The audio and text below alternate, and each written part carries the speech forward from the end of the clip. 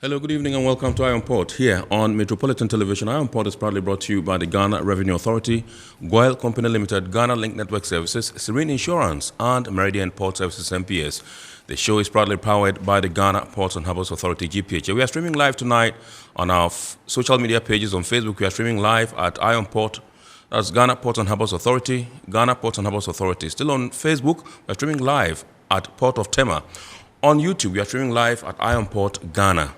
Iron Port Ghana, our media partner on this journey of a lifetime, is the Business and Financial Times, the BNFT. Now, if you want to have a grasp of all that transpired in the show tonight, make a date and grab the Thursday edition of the BNFT, and you'll be able to see all that happened here on the show tonight. We're going to be getting interactive with you, and all you have to do is to send your messages and comments ahead via our dedicated WhatsApp line, which is 0559-019-177, 0559-019-177. Indeed, when I pick signals from my production team in the course of the discussion, we shall activate the phone lines for you to call in and contribute to the discussion. My name is Kennedy Mona. We are going for a quick break. When we bounce back, we'll continue the show. Please do stay with us. Every now and again, Goyle makes good things happen. This time, Goyle has introduced Super XP Ron 95, a higher grade fuel loaded with additives and yet sold at the same price as normal fuel. Goyle Super XP Ron 95 enhances engine performance like never before. It maintains the engine by keeping it clean from carbon deposits. Goyle Super XP Ron 95 is designed to burn slowly and thus improves fuel economy, making you save money after several kilometers. Goyle Super XP Ron 95 gives you a smooth driving experience, that is, less vibrations. Fill up with Goyle Super XP Ron 95. Now there's no need to pay more for any higher grade fuel. Goyle has that sorted. Goyle, good energy. Electricity, pay your taxes. Our taxes, our future. Because you see, without our taxes, we wouldn't have good roads, good schools, better hospitals, street lights, and other very important social amenities. When we pay our taxes, we give our children free and quality education. Talga, my money too small. Why should I pay my tax? Look, small. Salifo, it doesn't matter how small or big your business or income is. You still have to pay your taxes. The little taxes from each and every one of us, when put together, could give your community clean water or that deprived school with tables and chairs. Please pay your taxes. It is your responsibility. It is your civic duty. It is the law. Impressive factory. If only I had listened to you, I wouldn't have been in this mess. That devastating fire virtually wiped out the whole factory and my warehouse. Remember my misfortunes last year? Serene Insurance Asset All Risk Fire policy that I took were there to pay for my damaged stocks in the warehouse, and my machines that were affected by the floods have been replaced. My accident vehicle is back on the road thanks to Serene Insurance motor policy. Currently, my goods are on the IC covered with their marine cargo insurance policy. I was just telling Ajima about Serene Insurance. Oh, Ajima, tell him more. As a road contractor, I make sure I do my contractors all risk insurance for the projects and then workers' compensation for all the workers on site. With Serene Insurance, they will make sure they will cover your unknown tomorrow today. Serene Insurance, a new face of insurance. Call us now.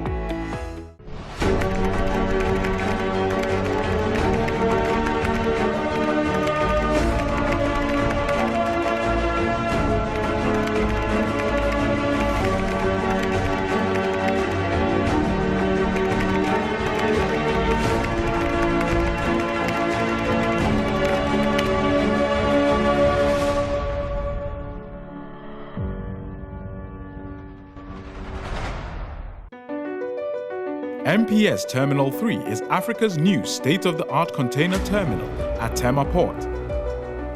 For manufacturers, agro-processors and traders, the new port means business can be done faster.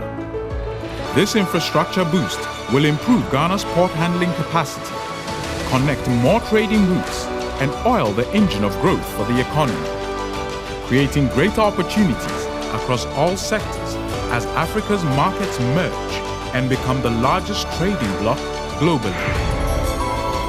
MPS, we connect, you thrive.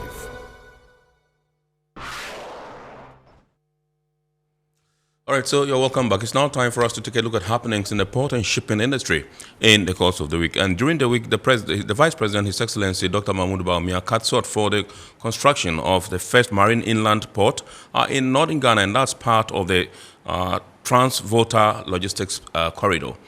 Plus the fact that operators of port reception facilities at Ghana's ports also underwent some capacity development program. These and many more stories coming up shortly.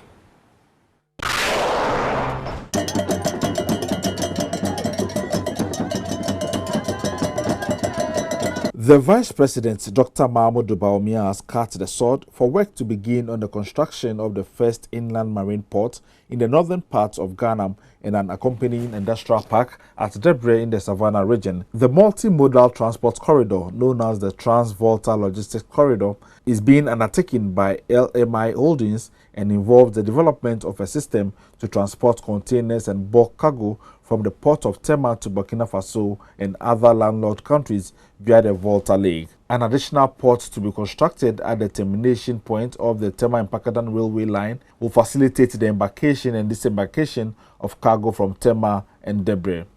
The construction of a port here in Debre is therefore very welcoming to support government effort at harnessing the potential of the lake and making the lake transport very viable. The Debre Inland Port is expected to contribute to the infrastructural development of Ghana with a positive domino effect on transportation, jobs creation, rural development, revenue generation, and many other benefits. The entire project is expected to be fully operational by 2025. Speaking at the sword cutting ceremony, Vice President BAWUMIA underscored the importance of the project, especially for the movement of goods, cross-border trade, and preservation of Ghana's roads. Easing the congestion of clearing goods from Tema will be one of the main objectives for this project, an industrial park. Using the Volta Lake, vessels will transport goods and containers in transit from the Tema port. These containers will be moved by rail to trucks to Akwamu, Kranche, and then loaded onto barges to the Debre Inland Port. In Debre, operating at full capacity like Tema with all the attendant facilities, containers will be offloaded and put on trucks to continue their journey further into the sub-region. All services such as customs, transit clearances will be provided as pertains to any international port. He said the $200 million inland marine port and the $250 million industrial park will address a myriad of issues that continue to plague the movement of goods in Ghana and to our neighbors in the sub-region. The over 30,000 trucks annually moving goods to the landlocked countries of the northern boundary of Ghana will be taken off the roads, at least most of the roads. The total monetized benefit for the intervention encompasses a reduction in generalized cost comprising vehicle operating cost and travel time, carbon emission reduction in the transportation cost, and reduction in post-harvest losses. Dr. BAWUMIA emphasized that industrial parks such as the one at Debre signal business readiness in any given context, serving production and manufacturing needs for mutually beneficial businesses and industries. Present at the ceremony were the Minister of Transport, Honorable Kuku Furisiama, Minister for Lands and Natural Resources, Honorable Samuel Abujinapo, Director General of the Ghana Port and Harbours Authority, Michael Luguje, and representatives of the government of Burkina Faso, Mali, and Niger.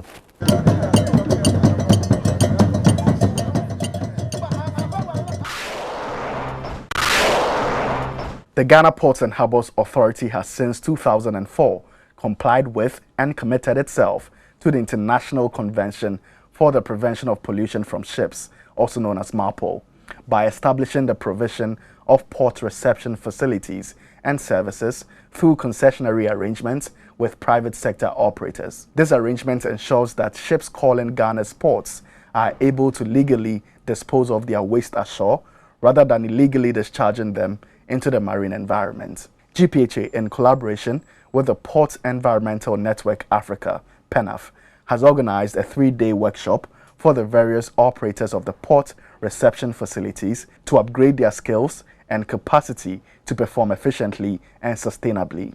The executive coordinator of PENAF, Dr. Harry Barnes Daban, said the training is necessary for the operators to catch up with contemporary developments at the global level. A year from now, what I anticipate should happen is that they are able to have good collaboration, they are able to have good data on the waste they're collecting, the streams of waste, what they're processing, and also even their operational processes, and also what they discharge. And expecting to see that this one becomes huge for them. And then we can also begin to see good technological investment in what they are doing, because they now understand that if we separate the waste, for example, we are taking damage from the environment, and then converting plastics, for example, reusing, recycling into other things, they are helping for the economy. He said such activities will also inure to the Ghana Ports and Harbours Authority's sustainable initiatives.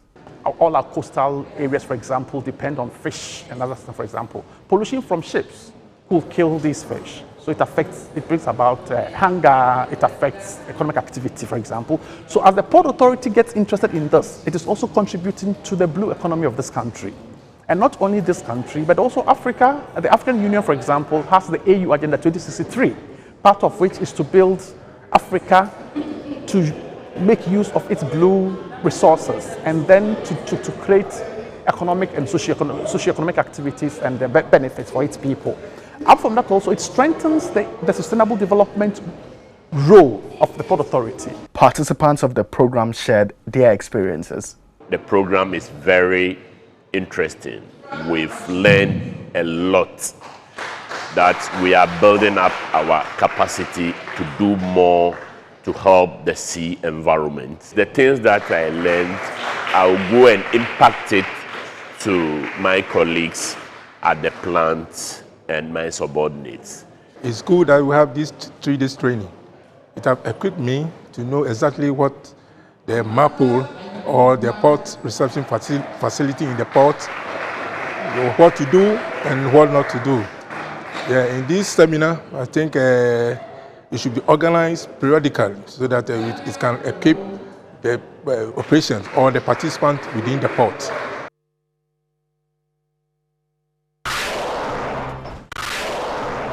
A 22-member delegation from the Naval War College, Nigeria, has paid a study visit to the port of Tema to have a first-hand experience of the security systems in place at the port. The visit forms part of a wider visit by faculty members and participants to be familiarized with the socio-political, economic, and military institutions of Ghana. The delegation and their Ghanaian participants from the Port Security Department engaged in a fruitful exchange on common security challenges with respect to the marine environment. They were educated on the threats to the security of the port and proactive measures continually taken to ensure the ports of Ghana are safe and secure for business. The Port Security Manager, Colonel Emmanuel Nyante, briefed the delegation of GPH's commitment to work closely with key security stakeholders towards optimum security at the port. Right from the level of national security down to the individual, the consciousness of the threat, terrorist threat, is now ripe and everybody is on the lookout. For us at the port here, we have various agencies who help in intelligence gathering. We have our sea patrols. They constantly patrol the waters up to anchorage. We have the Navy in support. They also support us with patrols beyond the anchorage. Right at the port here, we have our CCTV cameras, we have our drones, and some of our personnel have body-worn cameras, all in the bid to look out for suspicious activity. According to the team lead, Rear Admiral Akinwande, the visit is even more necessary considering the need for stronger cooperation among security agencies within West and Central Africa amid security threats in the sub-region. We are all aware that the Gulf of Guinea has is experiencing a lot of maritime security threats. So it's indeed in our interest that the navies within the region, and indeed other maritime stakeholders will come together, synergize our various efforts such that we can achieve a common understanding of the threat before us. That will enable us to be able, to put our resources together in countering these threats.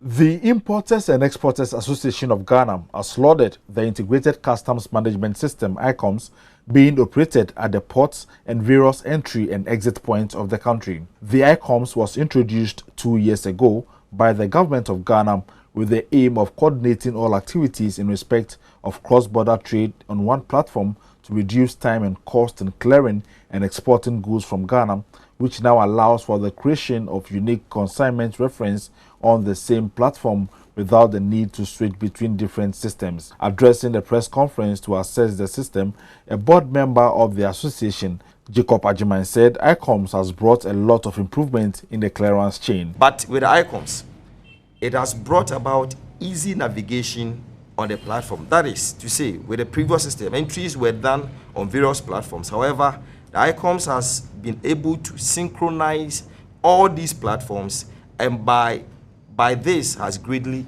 improved trade. He said with the help of the ICUMS, there has been an automatic update of exchange rates without a trader having to do a post-entry. But with the ICUMS, there's no need for a post-entry.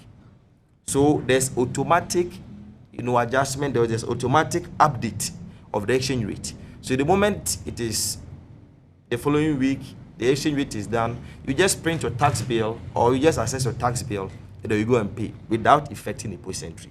And for us as practitioners and stakeholders, it's a major improvement.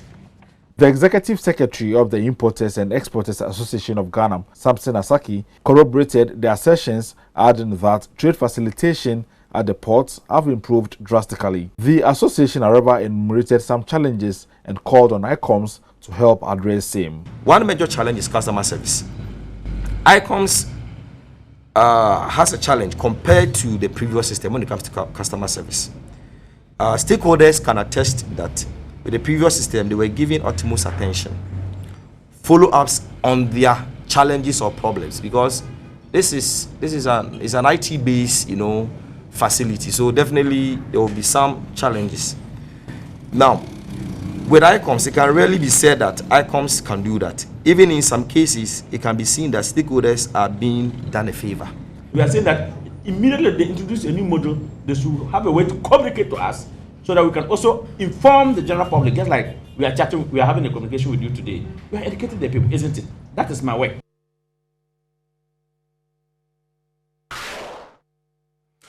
All right, so these were happenings in the port and shipping industry in the course of the week in our country.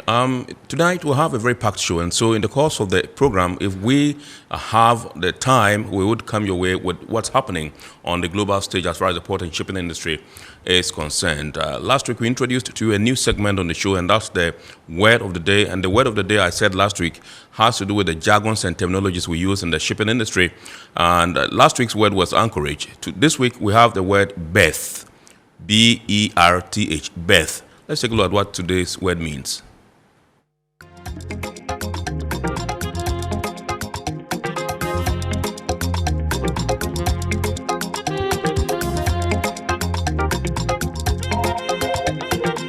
Your word of the day is berth. Berth.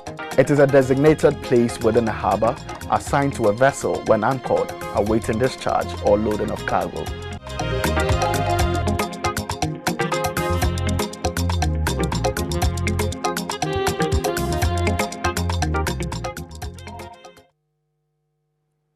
All right, so welcome back. Tonight, our discussion is in twofold. We would spend some small time with the Integrated Customs Management System, ICUMS, and we will be speaking to Raymond Amaglo, who is operations manager of that particular company. You heard the last story you saw in which the Importers and Exporters Association of Ghana held a press conference, lauded the initiative and said it was good. Trade facilitation is apt, but there were some challenges, and they mentioned customer service and all that. Now, on the premise of that, the company issued a statement, a press release yesterday, just on the heels of the press conference by the Importers and Exporters Association. And so tonight, I will spend some 15 minutes discussing this issue with Raymond Amaglo to throw more light on the allegations raised by the Importers and Exporters Association, and let's see where the actual issues are and whether indeed they have taken steps to get them ameliorated or resolved. And discussion number 2, we're taking a look at the role that the youth can play in continental trading, and that has to do with the fact that we have maritime, we have security, and we have trade itself under the after, and that's the continental trading, and that's what we'll be discussing. That's our main subject or topic for tonight. And so while we wait to get Raymond Amaglo on the line, okay, I understand we have him on the line already. And so let's go to Raymond, and when I come, I'll introduce my guest for tonight's main discussion. Good evening, Mr. Amaglo. Good evening, Kennedy. Great to hear from you. I hope you are doing well, sir. Very well, thank you. And I hope you are doing well, too. Absolutely, absolutely. Now, I know you have issued a statement, responding to the issues raised by the Importers and Exporters Association. Now, over the weekend, during their press conference to assess the second year since the coming into being of ICUMS, they said ICUMS has brought a lot of improvements through effective and efficient systems in the clearance chain. And how does this make you feel? Kennedy, it's good to hear, and we are glad that a very key stakeholder like the Importers and Exporters Association of Ghana recognizes the impact that ICUMS has had since 2 years of its inception. Right. They also raised the issue, some of the issues they raised, one had to do with customer service, and they said the previous system was quite better because the people were always on standby and ready to deal with the issues and concerns that they raised, but that element seemed to be lacking as far as ICUMS is concerned. Let's take that one first. Okay. Indeed, we have a very well-established customer service center. It is a state-of-the-art call center, and it's located in our head office in Accra. It is manned by very qualified and well-trained staff who handle all challenges or issues that users, have in relation to the system. They can be reached on 030-275-0140. Indeed. Can you mention that again, please? Okay, 030-275 0140. Okay.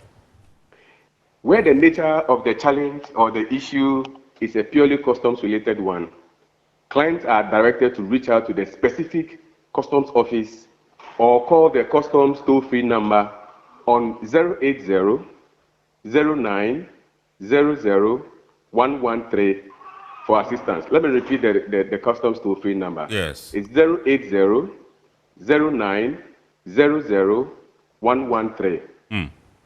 Now, in addition to our state-of-the-art call center, Kennedy, we have provided a direct client support services through various help desks at all the major customs offices across the country. Our help desks are both walk-in and call-in offices. Indeed, in Tema, we have a complete office in the Adnan Heights in Community 1, and it is opposite the transit yard near the Gassen Roundabout. It's manned by very well-trained operations and technical staff, and they receive clients on a daily basis who have one issue or the other and provide assistance to them. We go beyond that to also provide help desks at very key operational sites, including the MPS, where, because they run 24/7 service, our help desk officers run 24/7 shift.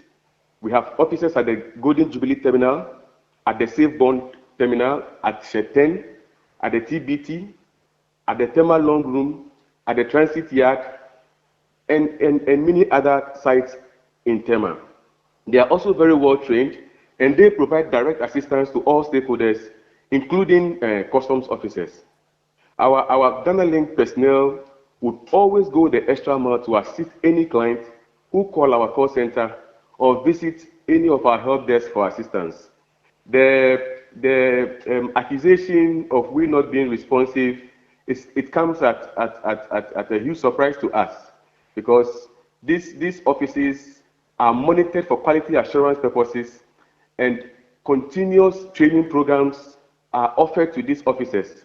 So in our estimation, this is quite a strange accusation. Of course, at the inception of ICUMS, these were some of the challenges that were mentioned. I'm not too sure whether it is just a rehash of these issues that we had in 2020. But otherwise, I mean, if engagements are held with stakeholders who have contacted our various, help desk and call center, I'm not too sure they will tell the same story as was told by the Importers and Exporters Association of Ghana. All right, now they talk about some changes sometimes being made in the system, and stakeholders are not informed, only to be, surprised, to be taken aback by these changes. Do you normally have consultations when you are introducing, some changes in the platform or on the system? Indeed, Kennedy, we have very extensive consultations with all key host stakeholders who have one role or the other to play when it comes to making changes or updates on ICUMS. What it is that we, Ghana Link Network Services, are the service providers. The system belongs to the Customs Division of the Ghana Revenue Authority. Anytime they have requested of us to make one change or one improvement or the other for one reason or the other, we have done that. And what we do, Kennedy, is to make this information available on our website, external.unifasghana.com. So when you log onto the site, you get a pop-up. It gives you a notification of what change is expected to happen and at what date. All stakeholders who are supposed to be engaged prior to these changes are engaged. And all trainings that are required to be done for such stakeholders are done.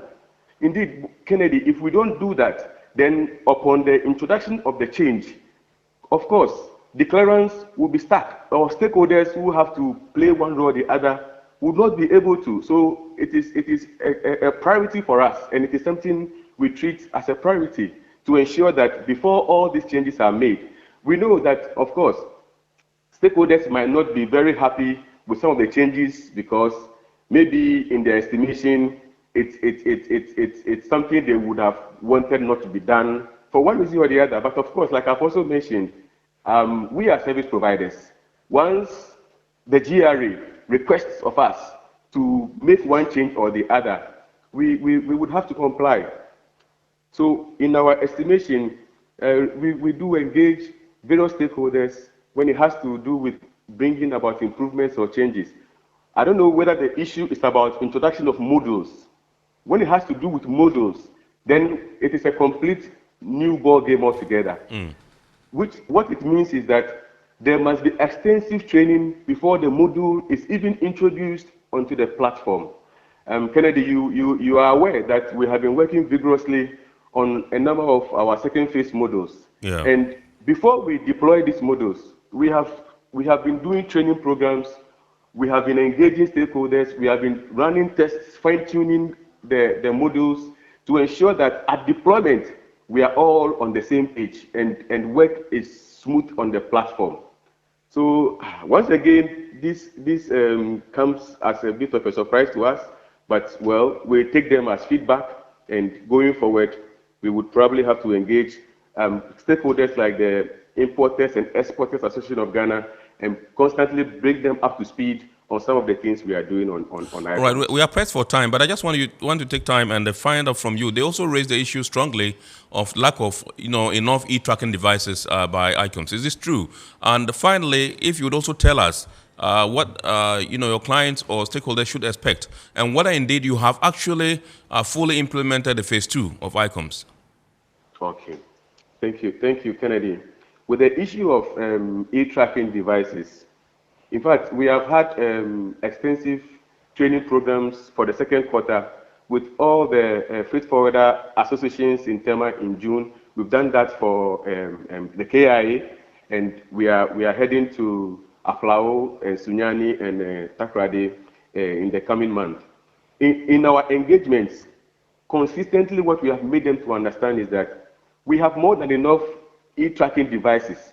Currently, Kennedy, we have over 5,000 devices in circulation. The challenge we are having is that clients have the perception that there is a lack of device. So even before they are ready to take the cargo out of the port, they make applications and receive devices, sometimes days and weeks. And because we have allocated the devices, we are no longer able to allocate to any other client who makes a request. Yeah. So we have made them to understand that they have no worries. Once they are ready to clear the cargo from the port, when they make an application to us at that stage, we are able to serve them. But where they create artificial shortage by applying for the devices and we are unable to use it for weeks on end, then of course, when others are ready to clear the cargo, then we have devices with us we cannot use because they have been allocated to other people who have already paid for them. So this is the education we keep giving to the freight forwarders. They should relax.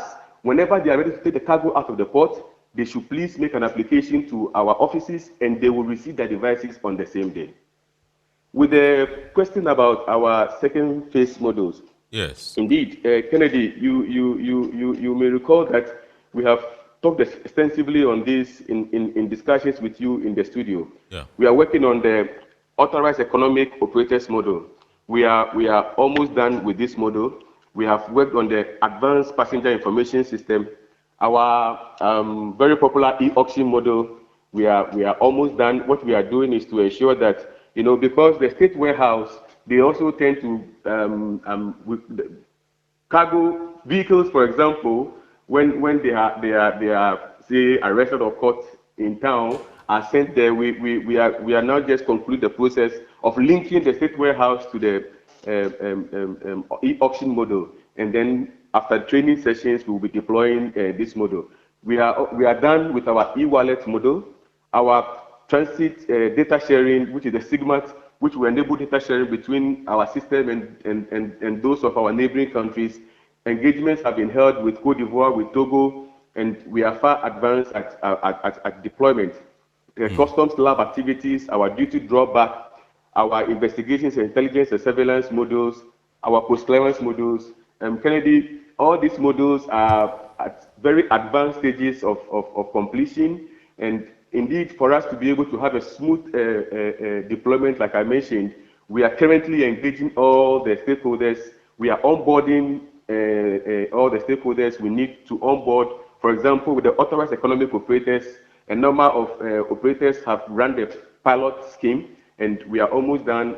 And we are at very advanced stages. Indeed, what we want to do, Kennedy, is to ensure that what gains we have made within the 2-year period, we even increase these gains and show up all the other avenues to ensure that our system is continuously providing the service that is required of us to the satisfaction of all of our key stakeholders, especially the government and the GRA.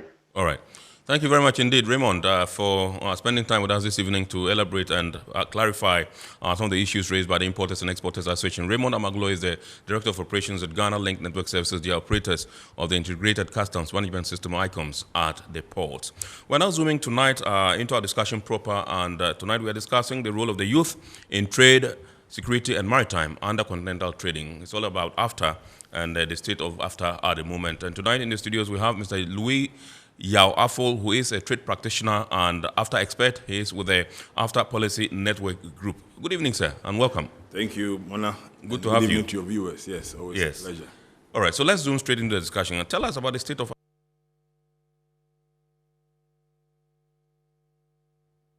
that trading technically has not started because you have to still finish the rules of origin.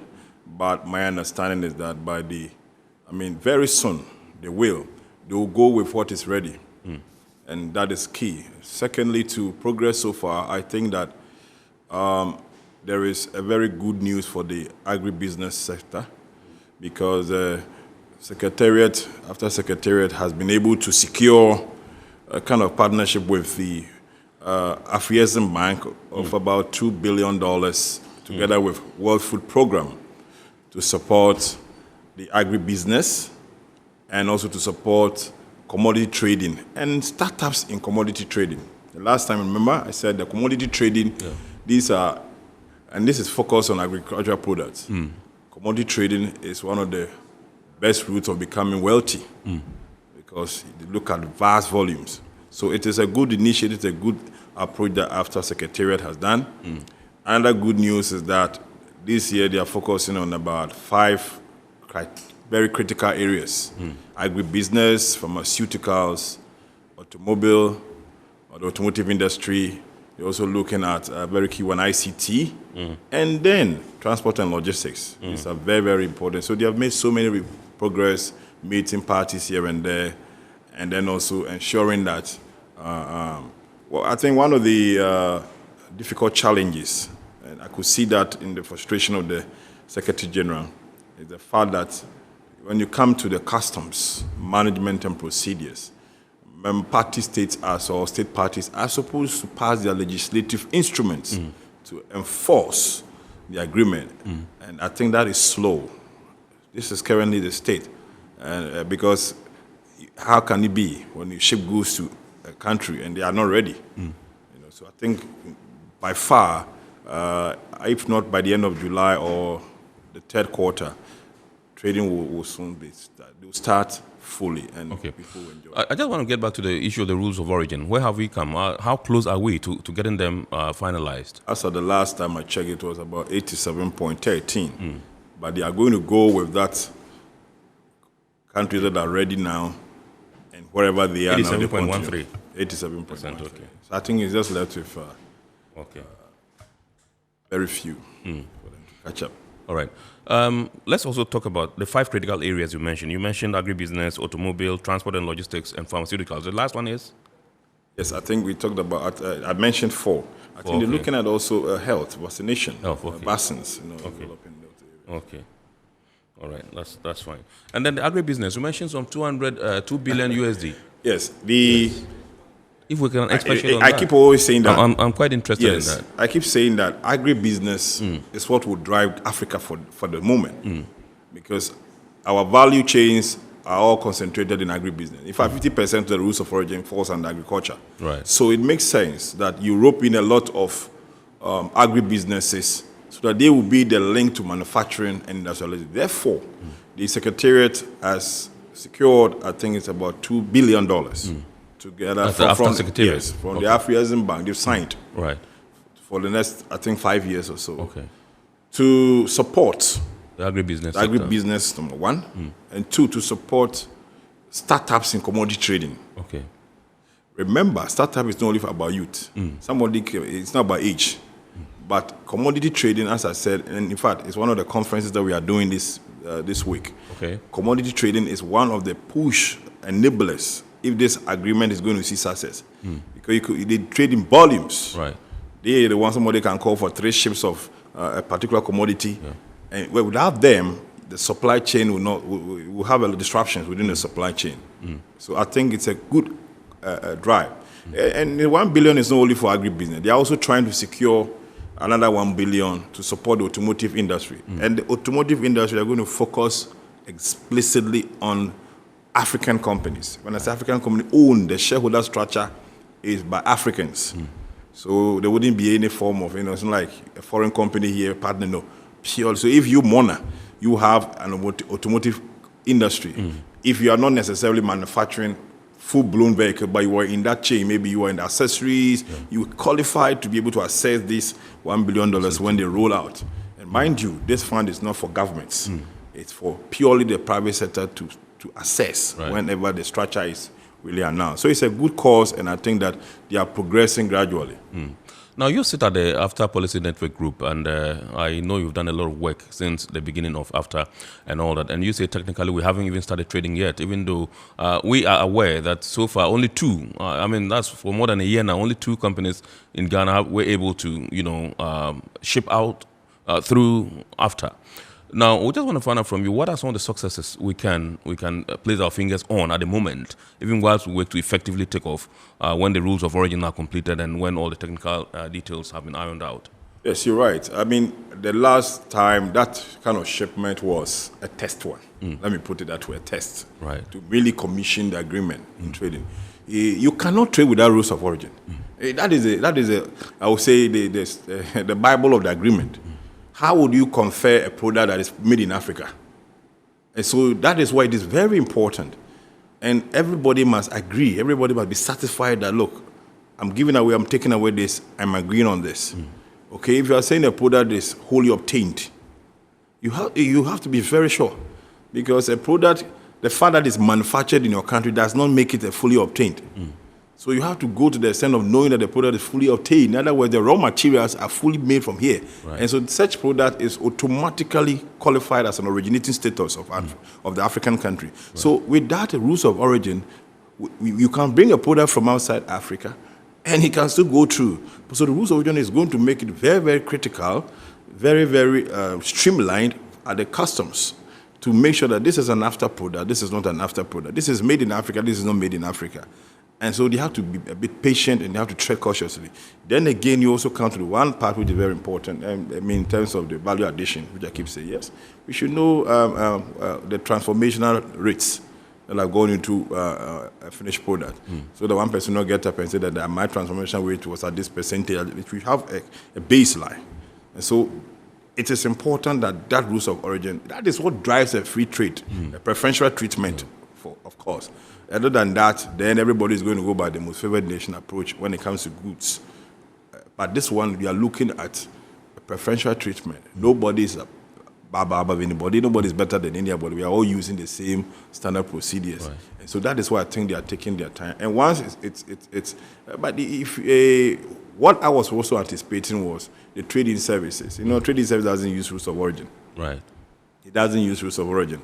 Trading services you like. So as for transport, as I said, it's one of their priority areas. So they are trying to look at what are some of the obstacles to cross-border trade. Right. You know, and I know they've made a lot of trips to Cote d'Ivoire, Togo, Nigeria, those kind of corridors. And if you go to East Africa, you are looking at those kind of corridors. And so transport, I think they are doing a lot of work when it comes to transportation. ICT, the same.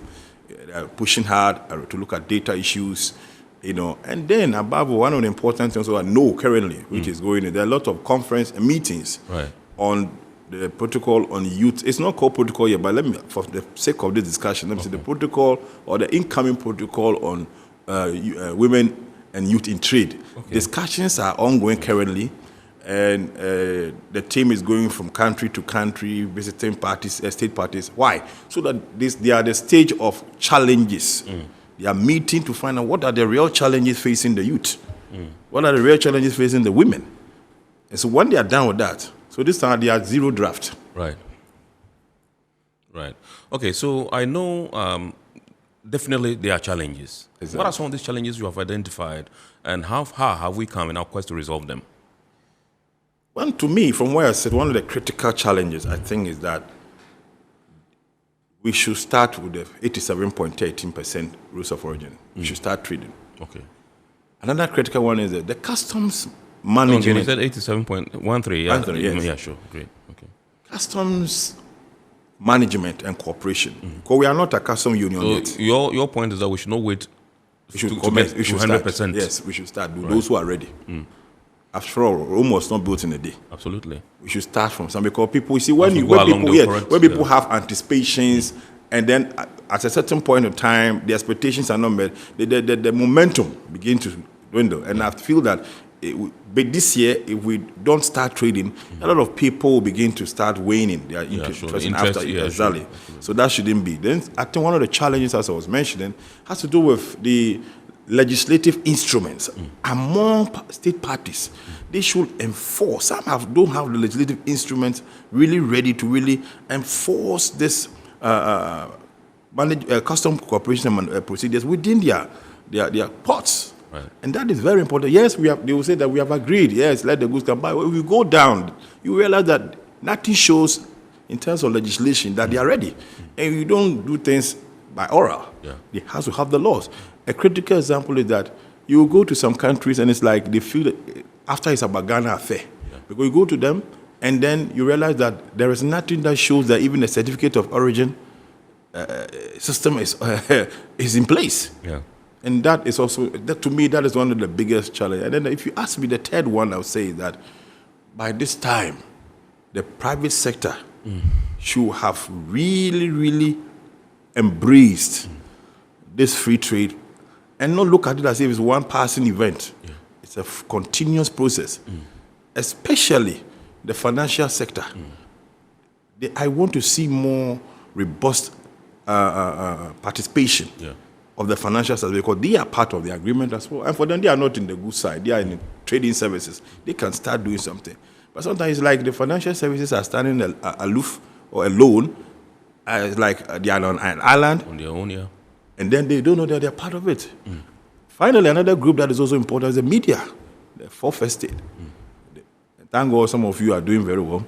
But the media should be taken to look at it holistically. It's not just about programs. Right. The media is also part in the delivery of this whole agreement.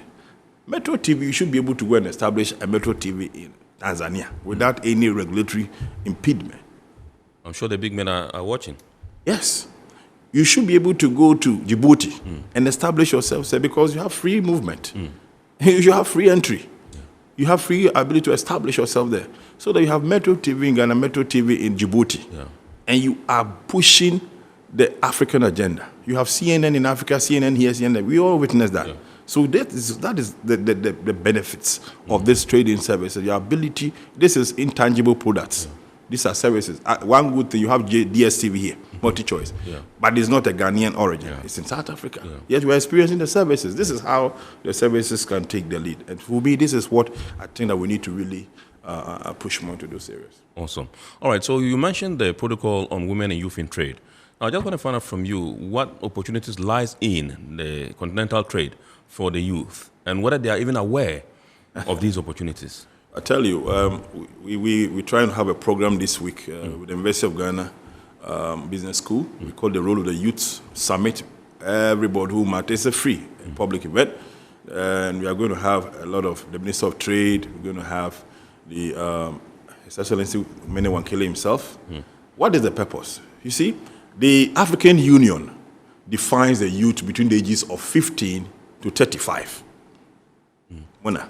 And the critical issue is that you have the World Bank telling you that 50% of the African population are youth. What tells you? You should have, something should strike you, that you are sitting on a time bomb and you're also sitting on a developmental explosion.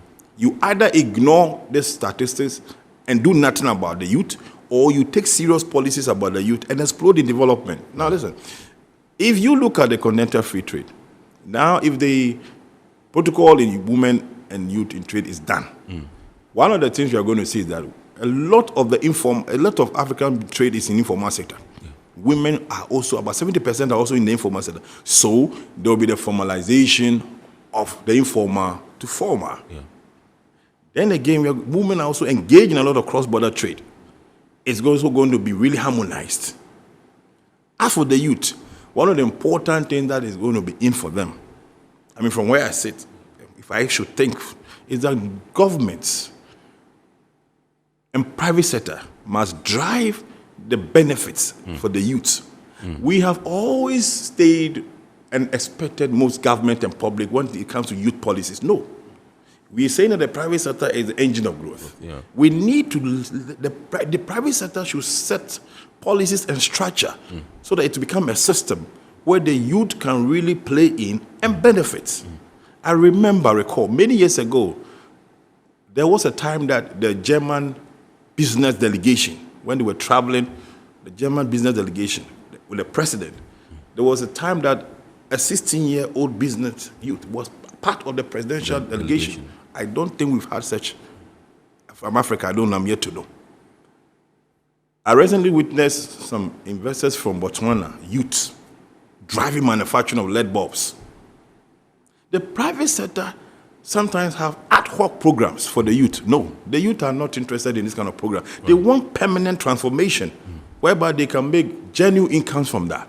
And so the benefit is going. So you realize that if you look at the vision of this after Secretary General, he is really himself is a youth, and he's really have the interest of the youth at heart. He's trying to secure a facility from the Africa Development Bank, about another 1 billion, so that they can run an internship program at the master's level. Don't only say that youth should go into agribusiness. Yes. What is the system opening up for them? They go to the banks, they go to finance, and they are rejected.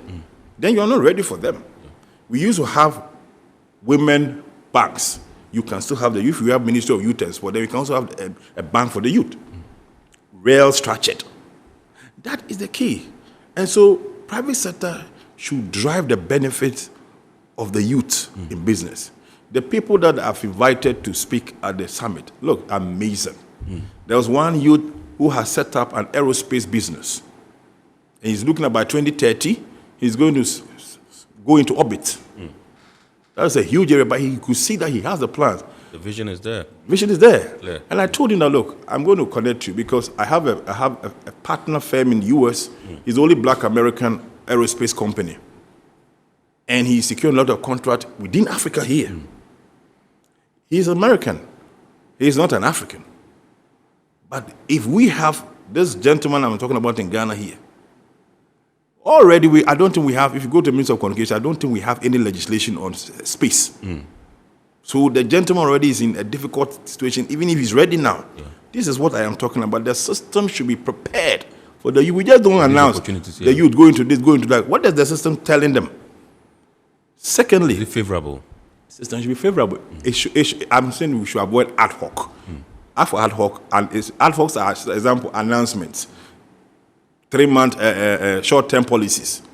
You have a system that is running, so that even without telling any youth, they know that this system says this when I go this way, this that way. And I think that is one of the critical areas that the private sector can drive. Because if you take after, my dear friend, after is not just about trading goods. After is looking at broadly. Right. Example, creative industry.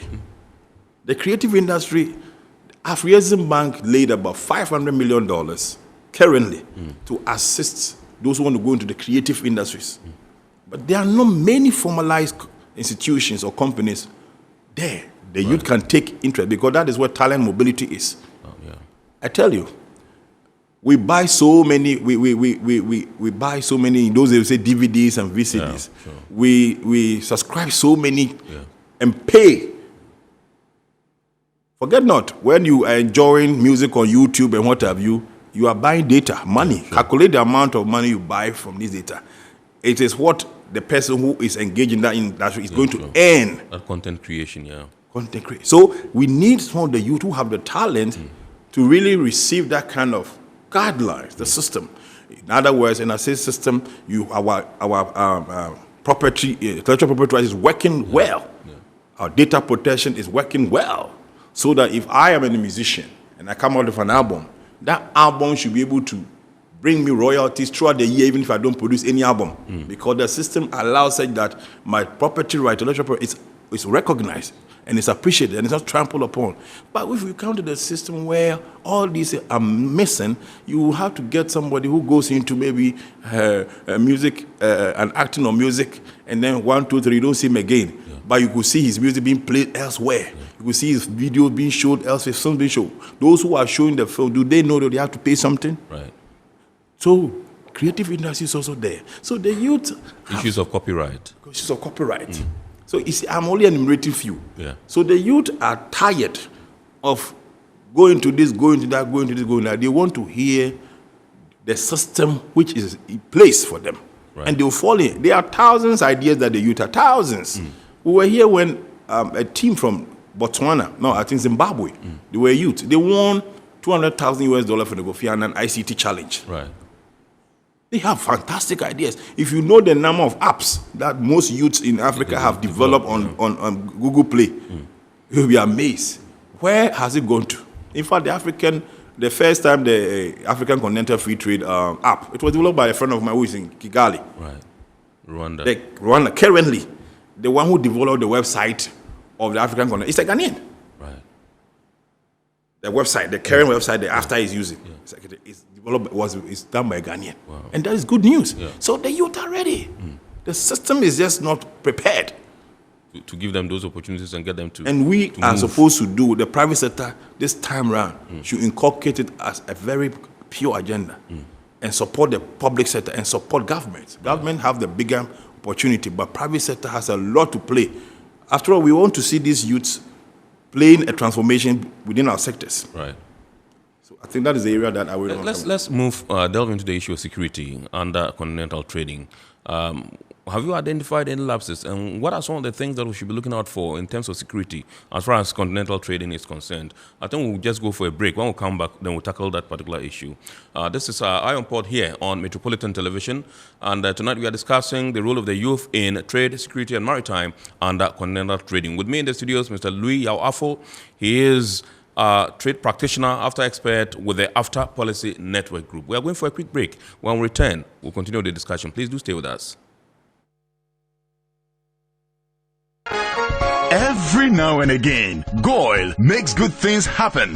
This time, Goil has introduced Super XP Ron 95, a higher grade fuel loaded with additives and yet sold at the same price as normal fuel. Goil Super XP Ron 95 enhances engine performance like never before. It maintains the engine by keeping it clean from carbon deposits. Goil Super XP Ron 95 is designed to burn slowly and thus improves fuel economy, making you save money after several kilometers. Goil Super XP Ron 95 gives you a smooth driving experience, that is, less vibrations. Fill up with Goil Super XP Ron 95. Now there's no need to pay more for any higher grade fuel. Goil has that sorted. Goil, good energy. Electricity, then pay your taxes. Our taxes, our future. Because you see, without our taxes, we wouldn't have good roads, good schools, better hospitals, street lights, and other very important social amenities. When we pay our taxes, we give our children free and quality education. Talga, my money too small. Why should I pay my tax? Look, small. Salifo, it doesn't matter how small or big your business or income is. You still have to pay your taxes. The little taxes from each and every one of us, when put together, could give your community clean water or that deprived school with tables and chairs. Please pay your taxes. It is your responsibility. It is your civic duty. It is the law. Impressive factory. If only I had listened to you, I wouldn't have been in this mess. That devastating fire virtually wiped out the whole factory and my warehouse. Remember my misfortunes last year? Serene Insurance Asset All Risk Fire policy that I took were there to pay for my damaged stocks in the warehouse, and my machines that were affected by the floods have been replaced. My accident vehicle is back on the road thanks to Serene Insurance motor policy. My goods are on the IC, covered with their marine cargo insurance policy. I was just telling Ajima about Serene Insurance. Oh, Ajima, tell him more. As a road contractor, I make sure I do my contractors all risk insurance for the projects, and then workers' compensation for all the workers on site. With Serene Insurance, they will make sure they will cover your unknown tomorrow today. Serene Insurance, a new face of insurance. Call us now.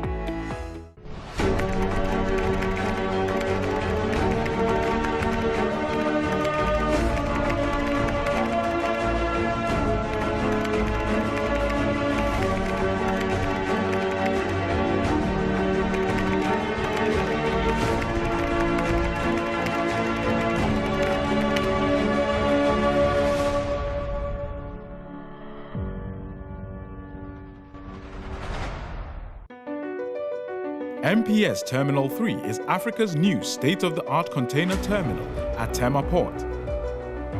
For manufacturers, agro-processors and traders, the new port means business can be done faster.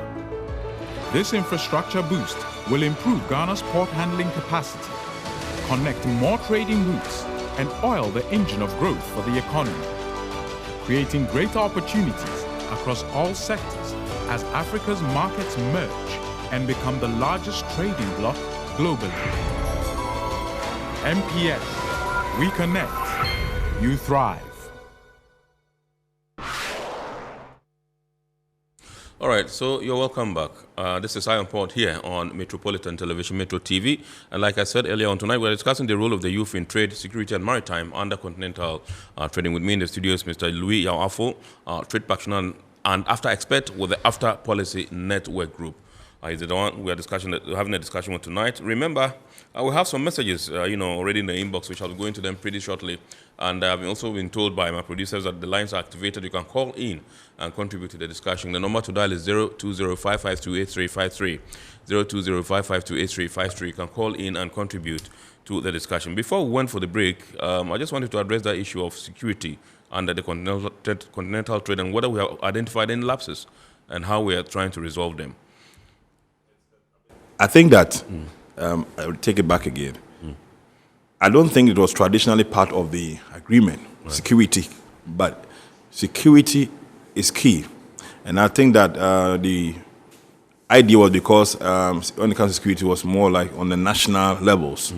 But monarch, security is key because without internal security, stability, you can't have proper trade, let alone on a continental scale.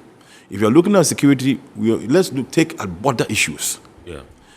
Currently, Morocco and Algeria, borders have been closed more than over a decade.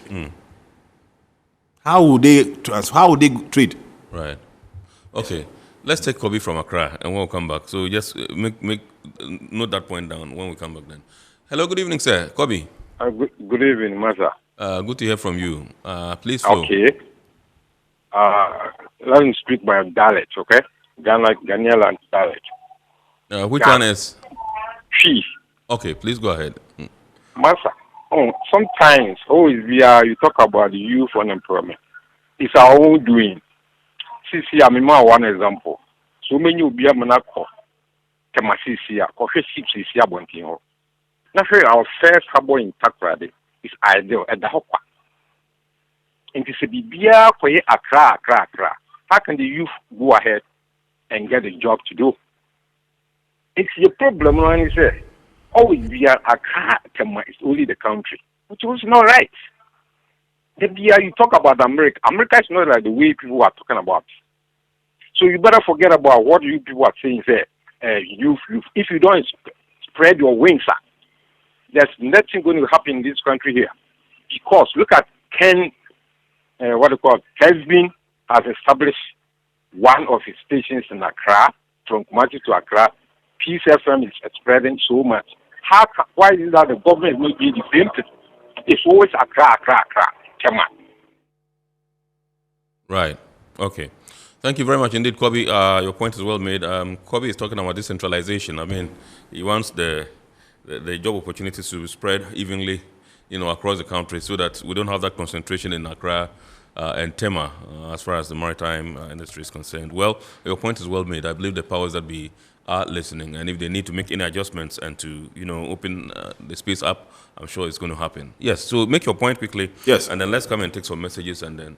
I say that the security is important. Before the days of the Pan-African leaders in Nkrumah's time, just when they were about to really clock on the single market, then there was waves of coup d'etats, insecurity.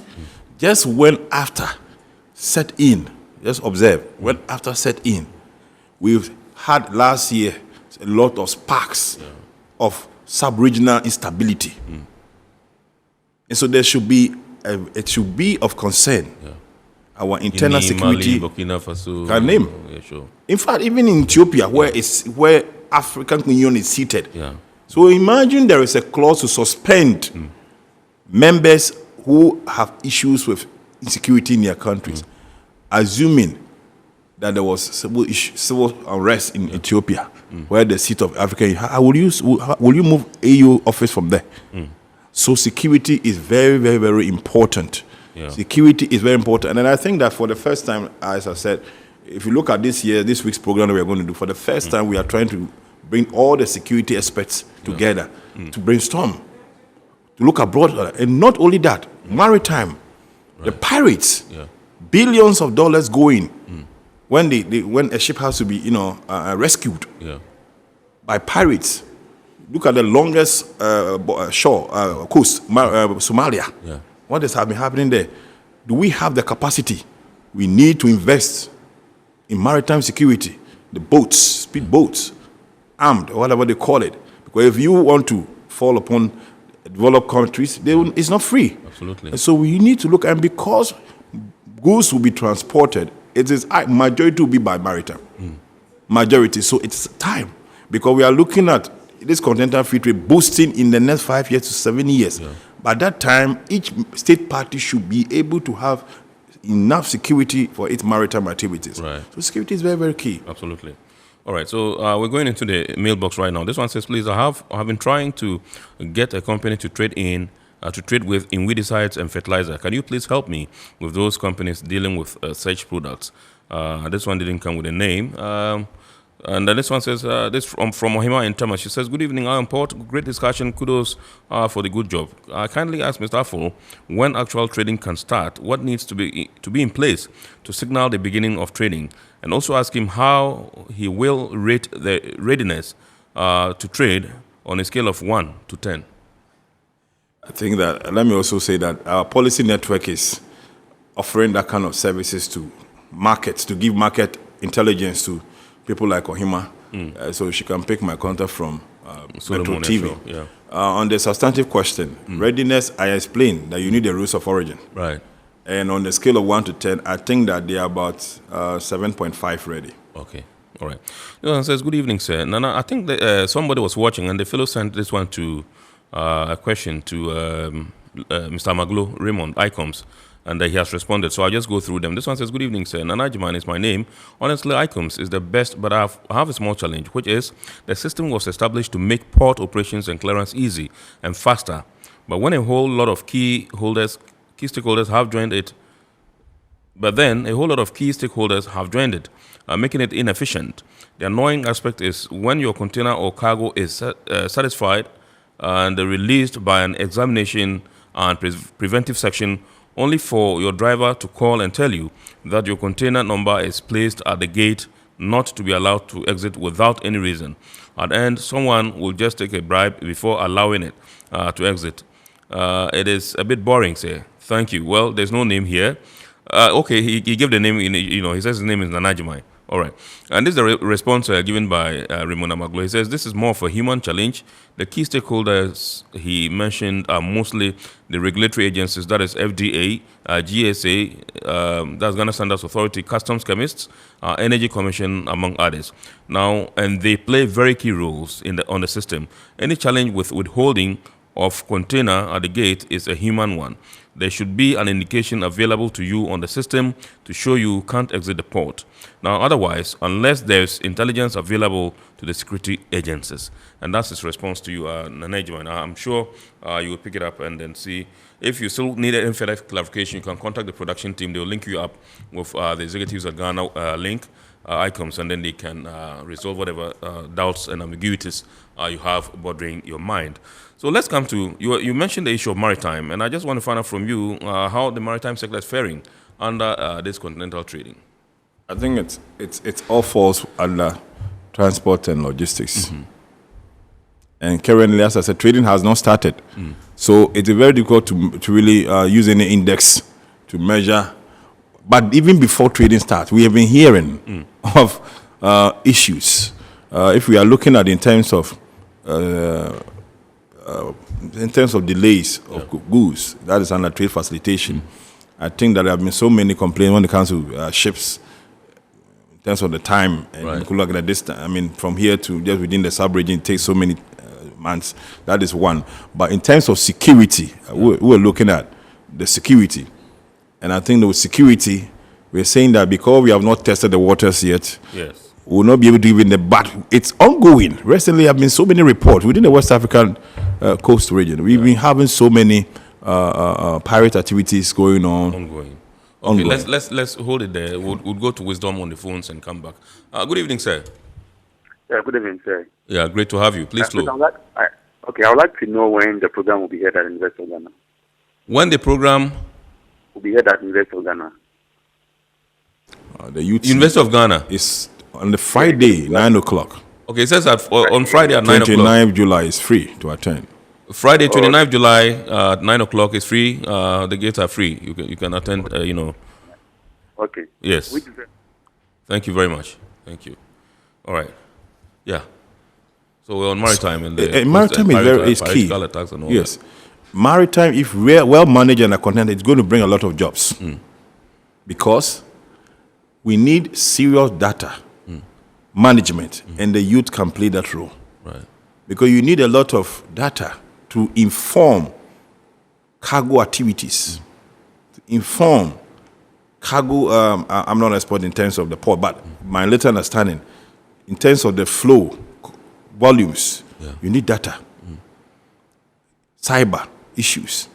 And that is where maritime is of utmost important, the security. It can create a lot of jobs if well managed. Right. So on a continental free trade, every state party should take that very, very seriously. Create the environment where you can have a lot of youth even going into that arena in terms of ICT. Then before you go to the hard infrastructure with your national security, apart from that, I think we need to have a lot of education when it comes to maritime. It's like it has been one industry that has been a bit on the sidelines. We need to know more. What when we say maritime industry, what goes there? Yeah. Because to me, the sea never dries. Yeah. And if you have about 80% of goods that will be transported apart from road on maritime, through maritime corridors, then it's about time we have a conversation, a dialogue.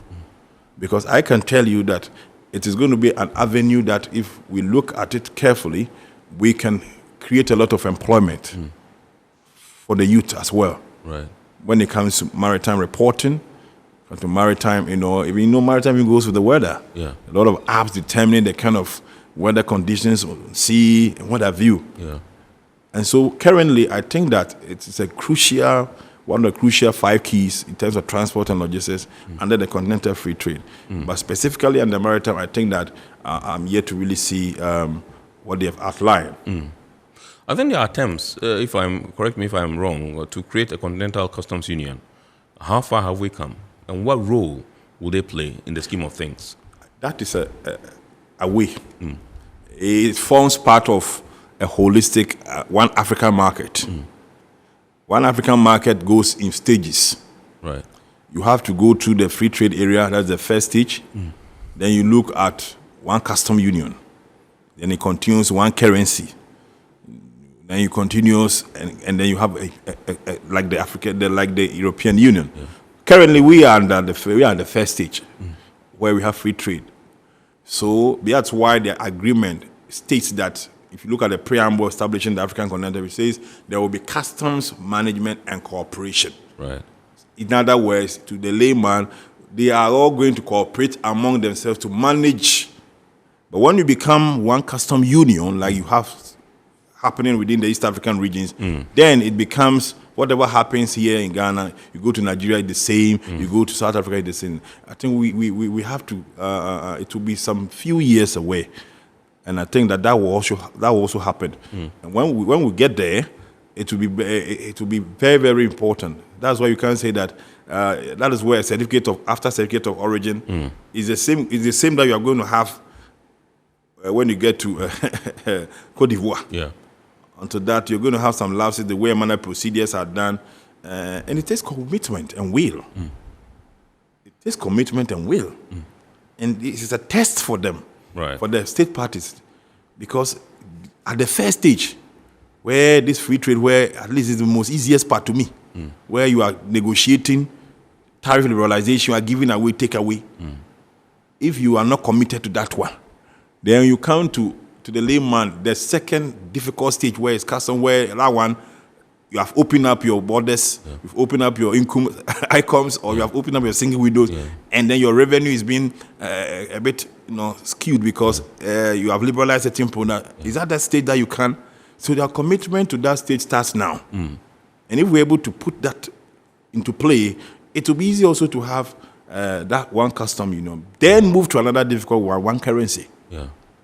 Right. So it's playing, but it's in stages, yeah. All right, so with the coming into being of continental trade, is it feasible to talk about continental maritime policy? Yes. For instance, as I said, if you look at the preamble, we are supposed to have protocols and phases and protocols.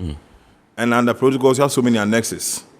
So I was explaining that maritime is possible because if you have the protocol on trade, I mentioned some of the annexes where you have the rules of origin, trade facilitation, and etc.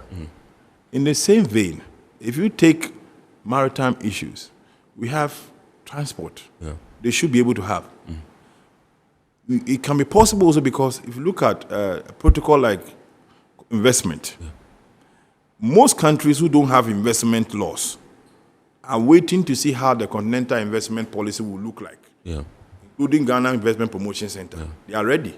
They have some bills almost getting into power, but they are waiting to see how the continental free trade investment code policy codes will look like, and that is a good one, so that they can inculcate it into our law, so that it becomes holistic.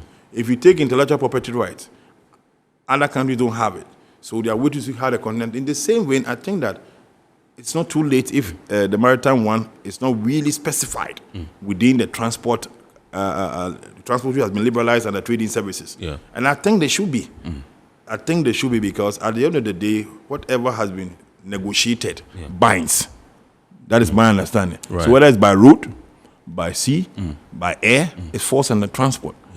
And so that is why we are waiting to see that this year, as they have earmarked transport and logistics as a key. In fact, they are so determined about it that there are a lot of meetings going on, and trying to meet African umbrellas, the umbrellas that fall within the transport and logistics. So it is a very key. And that's why a lot of security meetings on maritime have been ongoing with the After Secretariat to see how best we can really let me use the word police our maritime when it comes to trade. Right. Now, let's come back to the issue of the youth and their involvement in the continental trade.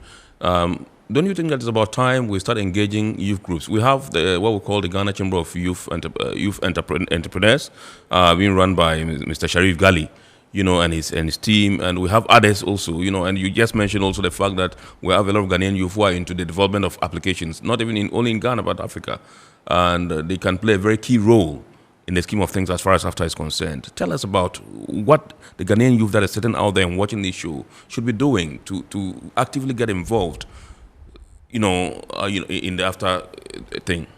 It's a multi-million question of us. I think that, yes, congratulations to Sharif, congratulations also to his son, and the many other youths. In fact, they are doing a lot. All of them are doing very well. Then again, it comes back to what I started. It is not about Ghana alone. We need to have very pragmatic systems, number one.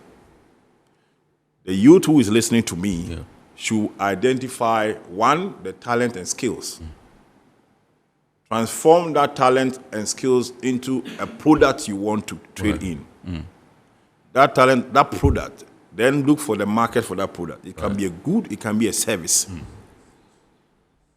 That is fundamental. Because if you don't have a product, because it's about trading. So if you have a skill, you transform into a product, maybe it's about invention. Let's use the time that COVID came. The time that COVID came, you had people coming out with inventions. Like some of the young people came with this hand washing machines and what have you. That was fantastic. Somebody like that, what do you do for the person? Should the machine end with, I have not heard of them currently. After it was approved or certified by Standard Board, where does the product go? Such person needs to be supported with market intelligence. Then how, until the commodity goes to the consumer, every process that is being organized to help the youth hasn't ended. And that is where most African systems fail. They identify one way and leave the youth, and then some become very stale, some don't move forward. Make sure that all the various chains, all the various procedures and processes by which they can be self-sustainable is really, really open up. So, for example, if I am a musician, I've come out with a product, I know that, there is a creative, the tourism ministry, or there's that creative space, private sector. I go to record it, I have a marketing, it goes to that channel, I know the royalties I'm receiving, I followed it up, I pay my tax. I know that this is a system. I want to go into agribusiness. Maybe I want to go into value chain in coconuts. Identify. Maybe I might not be. And one of the things I'm telling the youth is that you don't have to be an exporter necessarily. You have to be part of the exportable chain. Right. And what it means is that if you are an exportable chain or importable chain, it means that you are not the final person to export, but you are part of the process. So, for example, you, Mona, will be the one to finally export the coconut, but I will be the one to go for it from the farmlands and distribute to you. Remember, distribution services is one of the component of trading services and after, even though it is not fully liberalized. So the distribution services, environmental services are key. Even cultural services are going to be a part. So that the youth has so many options. So you have to identify your skills and what you have been trained in. And if you want to go into services, good. If you want to go into product, you have to chase information. Information is key. Find out the institutions that will give you the information you want. If you come to us, we'll give you the information you want. We can show you where to go. You can go to the Ministry of Trade. You can, and again, let me repeat, say this, that when it came to AFTA, there was a coordinated effort by the government by having interministerial committee to work on AFTA, which they did so well. The same way, if we want to see a viable youth system play, there should be a coordinated ministerial system on the public side and a coordinated private sector system. So that, for example, if a youth knows that after I've identified this product in the private sector, when I go to this company, they will help me market. Right from there, this company also knows that I'll get financial support from here until the time that you have moved away from a startup system. Okay. I think we've run out of time. This one is from Dansu. He says, hello, I'm Dansu from Tema. Kindly ask your guest, what is the preparedness of other countries under the AFTA? We can't take that here. We would get you to give us that response so that we'll fit it into our abridged version, which will be aired on Ghana Television on Wednesday at 8:30 p.m. And so we'd like to say a big thanks to Louis Awafo, trade practitioner, AFTA expert at AFTA Policy Network Group, for joining us this evening to discuss the role of the youth in trade, security, and maritime under continental trade. That's how we draw the curtain on this week's edition of Iron Port here on Metropolitan Television. Remember, the abridged version of the show, like I rightly mentioned a while ago, will be aired on Ghana Television at 8:30 on Wednesday. Make a date and don't be late. Indeed, I would also like to say thanks once again to our sponsors, Ghana Revenue Authority, Goyle Company Limited, Serene Insurance, Ghana Link Network Services, and Meridian Port Services. Remember, the show is powered by the Ghana Port and Harbours Authority, GPHA. Once more, thanks to our executive producers, Mrs. Esther J.B. Donko and Nana A.C. Soderberg-Kwanzaa. My name is Kennedy Mona. God willing, we shall bounce back next week with another wonderful edition of Iron Port. Have a super week ahead and enjoy the rest of the programs. Good evening.